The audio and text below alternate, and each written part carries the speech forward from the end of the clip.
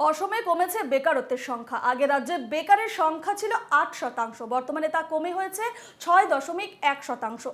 রাজ্যের অর্থনৈতিক সমীক্ষার খতিয়ান তুলে ধরে এই মন্তব্য করেন মুখ্যমন্ত্রী ডক্টর হিমন্ত বিশ্ব শর্মা। আমাৰ আনএমপ্লয়মেণ্ট ৰেট 8%ৰ পৰা ই কমি গৈ 6.1%লৈকে কমি গ'ল।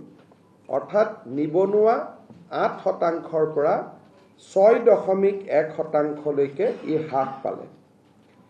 লেবাৰ পাৰ্টিচিপেশ্যন ৰেট অৰ্থাৎ উদ্যোগীকৰণৰ লগত যিটো শ্ৰমৰ পাৰ্টিচিপেশ্যন ৰেট, শ্ৰমিকৰ পাৰ্টিচিপেশ্যন ৰেট 2022-3 36.5 আছিলে, ই এতিয়া বৃদ্ধি হৈ 40.9%লৈকে বৃদ্ধি পালে।